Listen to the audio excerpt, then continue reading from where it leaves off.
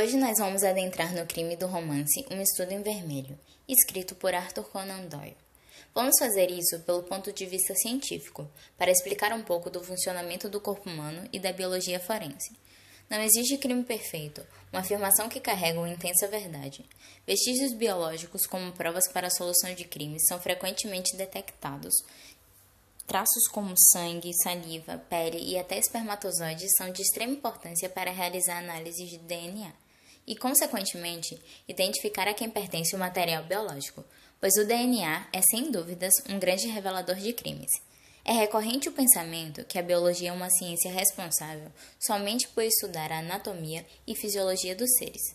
Entretanto, ela apresenta um papel importante no que diz respeito à criminalística, sendo uma arma poderosa para a resolução de delitos.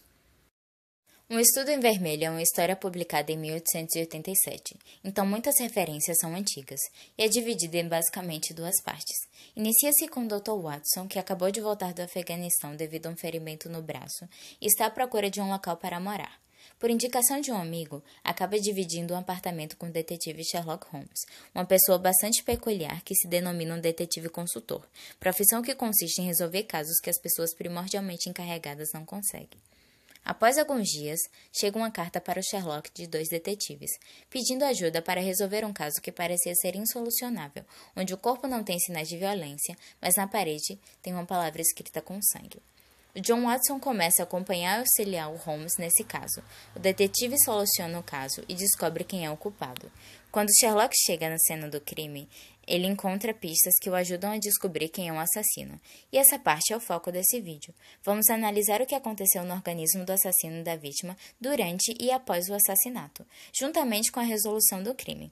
Essa primeira parte consiste resumidamente nisso: a resolução do caso, como John e o Sherlock se juntaram, e também não explica muito sobre como Sherlock chegou a algumas conclusões. Na metade do livro, o leitor já sabe quem é o culpado. Já na segunda parte, Arthur conta coisas na visão do assassino e toda a história de vida dele até chegar ali. O detetive Holmes consegue capturar o assassino, que acaba confessando tudo. Inclusive conta sobre seu aneurisma completamente instável que o deixou com dias contados. Também conta sobre sua história e a motivação de sua vingança. A segunda parte também explica como Sherlock chegou à solução dos crimes e, por fim, o assassino acaba falecendo na prisão devido à sua condição, antes de seu julgamento.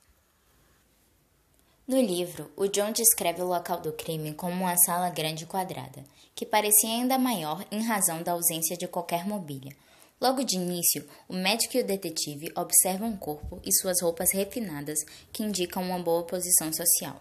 Ao examinar o cadáver de perto, o Sherlock pôde notar um cheiro amargo vindo da boca do morto, revelando que a causa da morte seria um possível envenenamento. As pernas do defunto estavam cruzadas e deram uma aparência contorcida ao corpo, indicando agonia antes da morte, juntamente com expressões de terror. Ao observar o lugar, notaram duas pegadas distintas marcadas na poeira, o que confirmava a teoria de que realmente havia um assassino.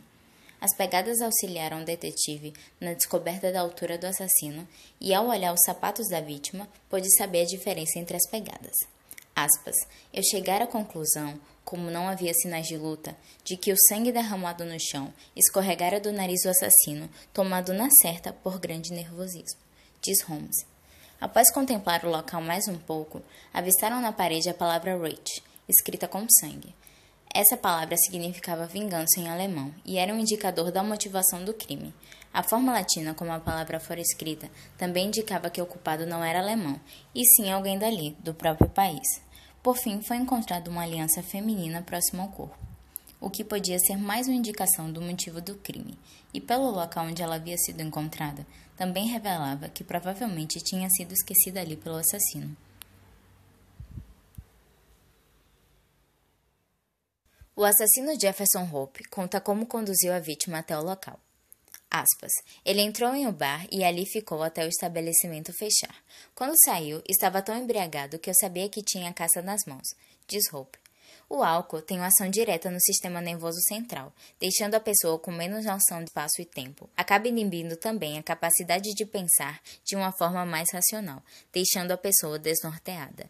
Devido a esse tipo de efeito, é fácil presumir a confusão da vítima e a forma como ela não reconheceu o assassino de primeira. Ao chegar no local do crime, Jefferson foi reconhecido e a vítima tentou fugir, mas foi ameaçada com a faca e forçada a tomar uma das pílulas.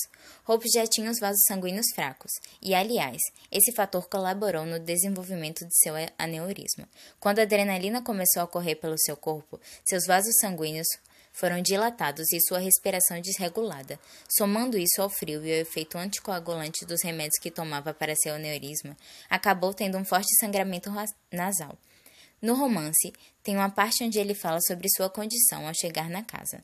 Abre aspas, o sangue estivera escorrendo de meu nariz, sem que eu me desse conta, minhas têmporas pulsavam como martelos, e creio que teria tido algum tipo de ataque se o sangue não tivesse jorrado de meu nariz e me aliviado. Fecha aspas.